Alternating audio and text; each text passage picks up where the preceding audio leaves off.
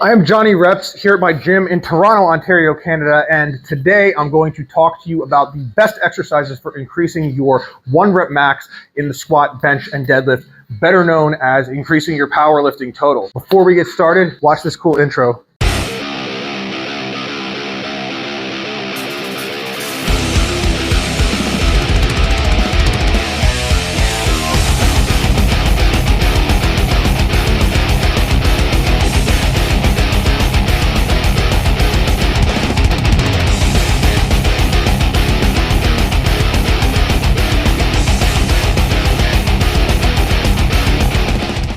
First things first, what is powerlifting? Powerlifting is a sport in which you attempt to lift the heaviest weight that you can for a single repetition on the barbell back squat, the barbell flat bench press, and the barbell deadlift, conventional or sumo. So it seems pretty simple, right? You're just doing these basic lifts for a single repetition. In actuality, building top-level strength in this specific sport is an endeavor that many people spend years developing. There's many coaches that specialize in powerlifting training specifically. While I don't really consider myself a powerlifting specific coach, I have taken several clients to powerlifting meets. They've done pretty well. I've competed in powerlifting a couple times myself. The lifts contested in powerlifting, again, the squat, the bench, and the deadlift, have very specific competition parameters that you must abide by when performing them. Otherwise, your lift will be disqualified. It's important to train the lifts as per the competition standard, so then when you do get to competition, you don't have to alter your technique in any way to perform the lift.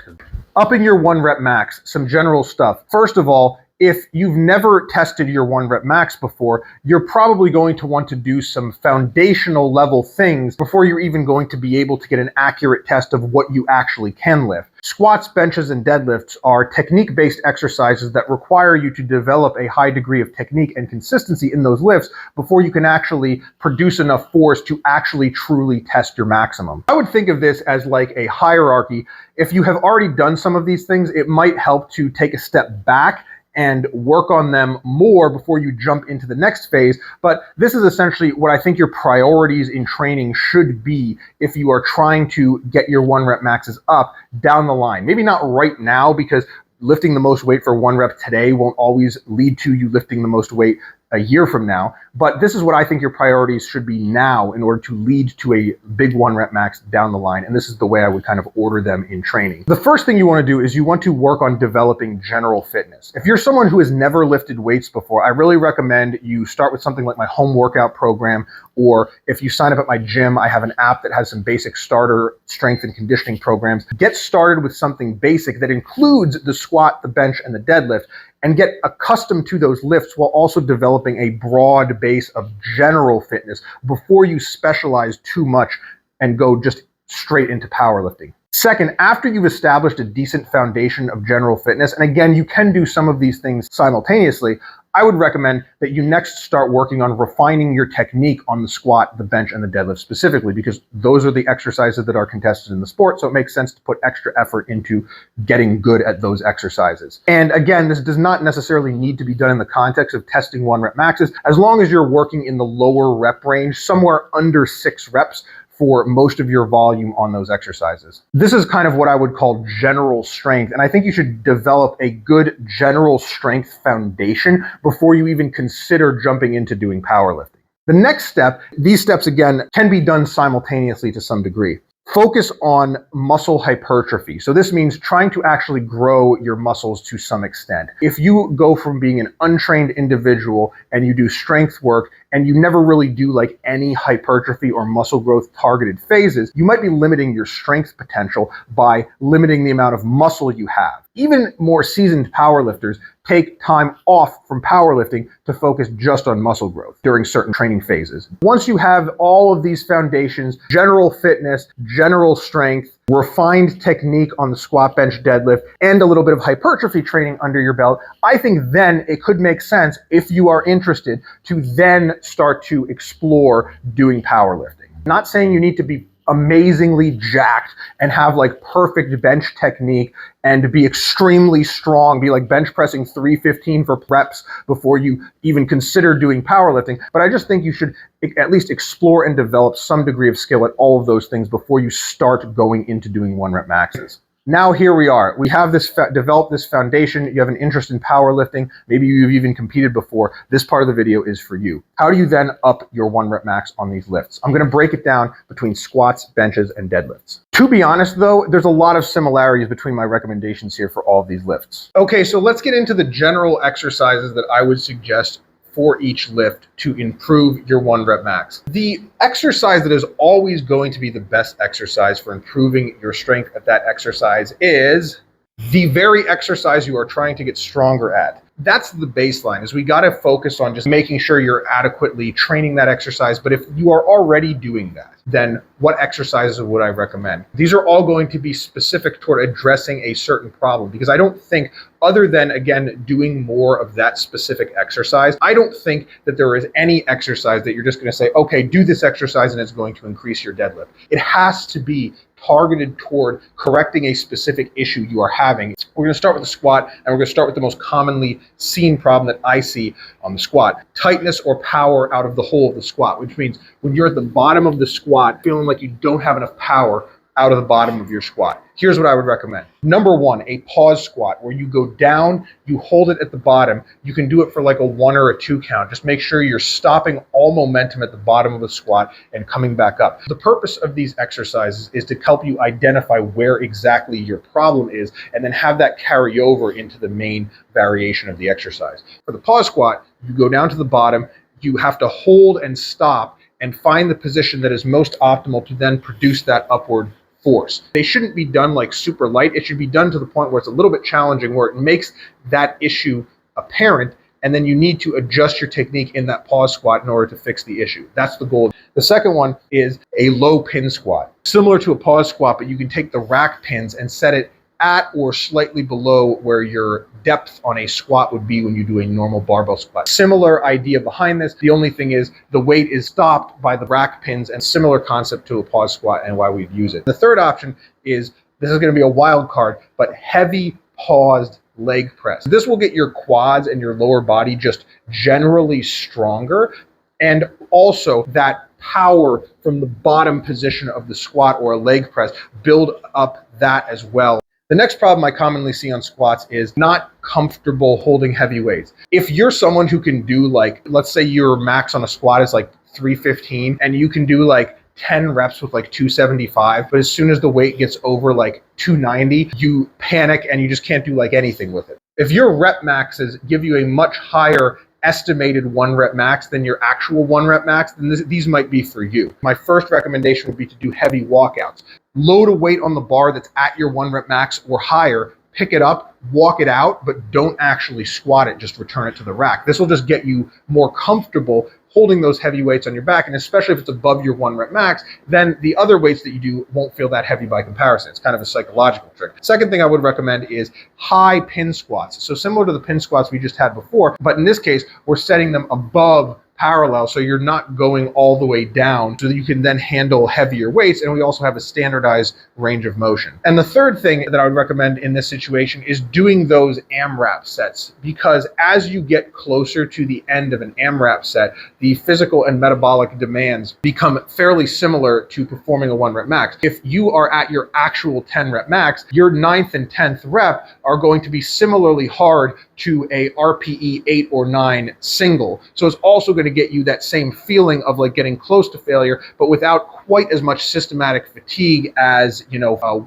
1 rep max. The final problem I'm going to tackle with squats is trouble maintaining bar path or balance. So I think there's 2 main things you can do here, 2 exercises I would recommend. First is a tempo squat. Tempo squat is where you count, usually in seconds. On the way down, you might do something like 3, 2, 1, and then you might pause, or you might just come back up, but you pause for a specific amount of time. It could be 0 seconds, it could be 3 seconds as well. 1, 2, 3, and then you come up under control, maybe 1, 2, 3. This makes it very apparent if your bar path is a bit wonky. You will notice when you are trying to control the bar on the way down or up, there will be a specific point where the bar just feels like you have to either rush through that point or it feels unbalanced. That's exactly the point of the tempo squat, is to identify that point and then fix it. The other option for if your bar path just isn't feeling right, and this is what actually worked best for me to up my squat, was to practice doing heavy singles, but on your heavy singles, do a slower descent, because then it will make sure that you are ending in a really good position instead of trying to like rush through your singles like wah boom, bring it down nice and slow so you make sure you maintain that really good balance, and then you come back up.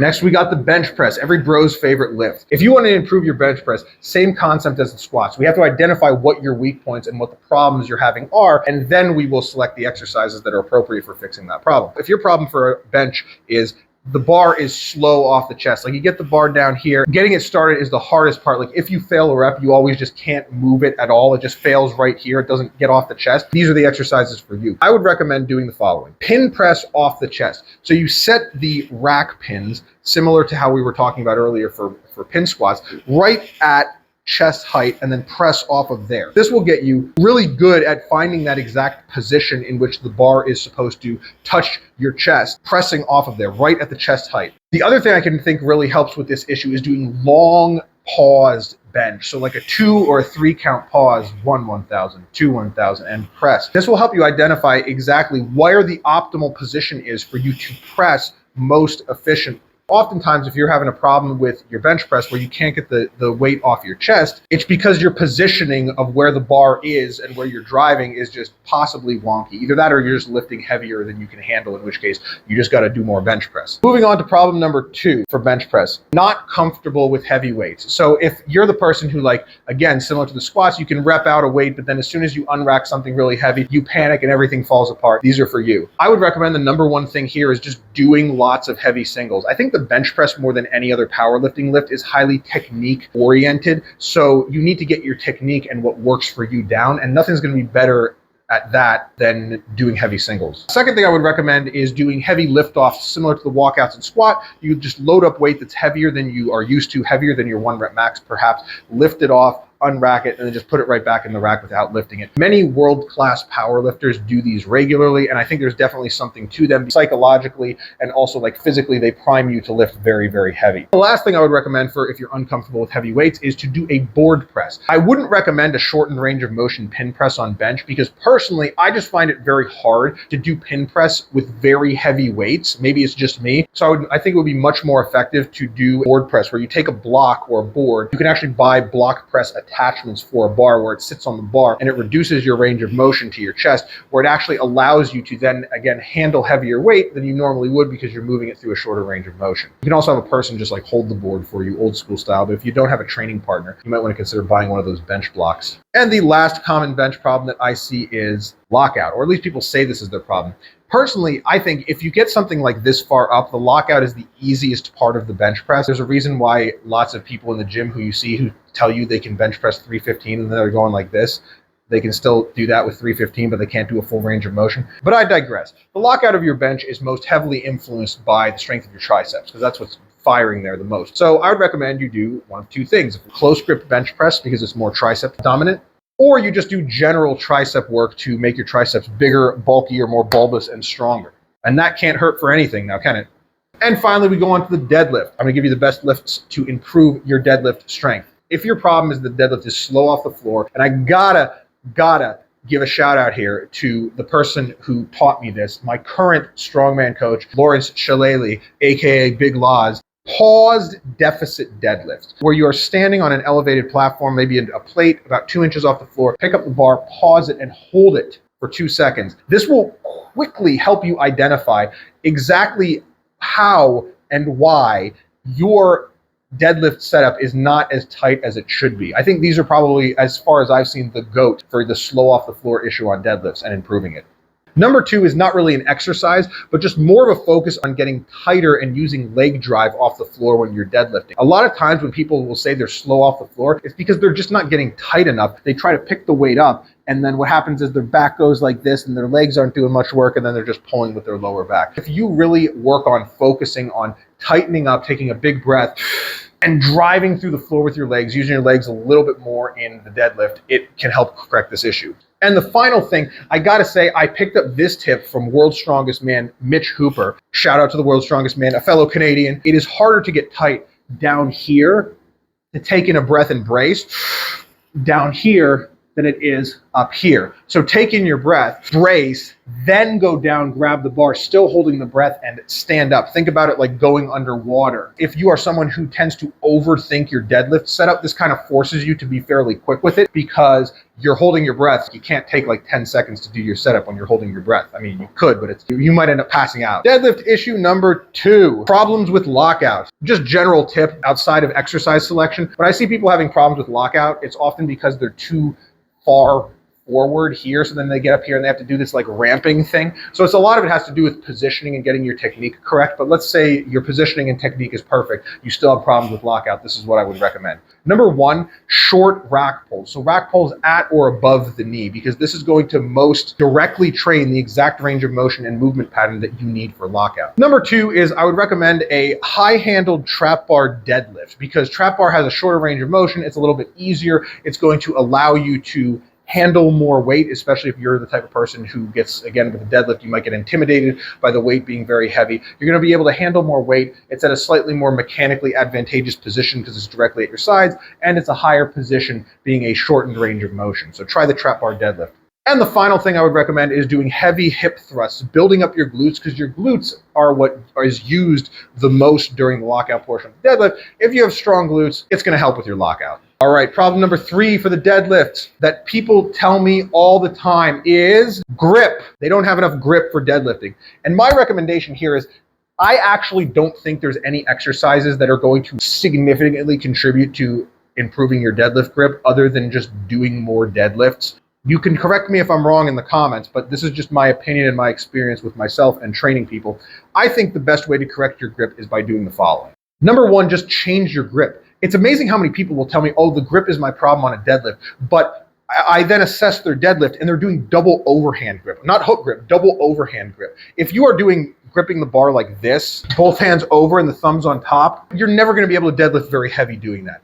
I would recommend using hook grip, where your thumb goes in first and your hands go over top, or mixed grip where one hand is facing one direction and the other hand is facing the other direction, because this gives you a much more stable connection to the bar, and also obviously use chalk and have a barbell that has good knurling. Second thing I would recommend for grip, and this actually might sound counterintuitive, is to use straps for your rep work. Here's the thing. The reason for this is because if you can hold a bar heavier than your 1 rep max and do a rack pull with it, your grip strength is strong enough to do a deadlift with your 1 rep max or even slightly higher. It's just that maybe you're burning out your grip doing all this extra rep work, and it's not necessarily transferable. Just because you can hold like 225 for like 20 reps doesn't mean you can hold 500 pounds for 1 rep. Your grip strength is going to get most effectively trained if you train it in the 1 rep max space or heavy singles, and then you can do your rep work with straps. I don't think there's necessarily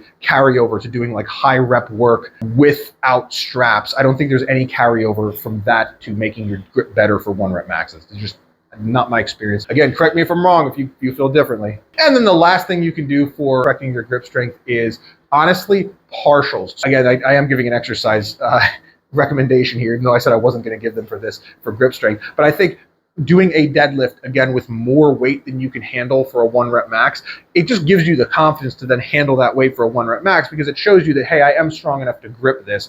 That's the video. I hope I explained everything adequately. If you're picking up what I'm putting down, if you like what I'm doing, follow me at Jonny Reps. I'm on YouTube, Instagram, TikTok, Facebook, all the things. Like always, I don't have a catchphrase.